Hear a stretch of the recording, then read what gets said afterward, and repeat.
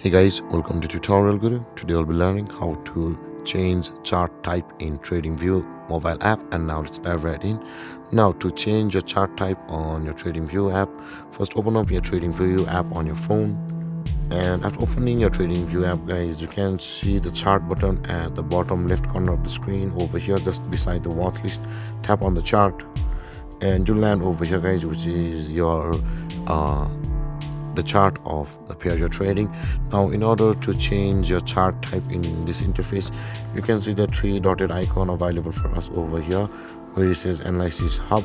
Tap on the three dotted icon on the where it says the Analysis Hub over there, and this kind of interface will appear where you can see the chart type option available for us over here. Tap on the chart type and you can see the different chart types available on the TradingView app. Now in order to change it to your line chart, you can simply tap on the line chart and it will be changed to your it will change your chart type to your line, or if you want something else, that will be available over here. And with that being said guys, this is how to change your chart type on your TradingView app.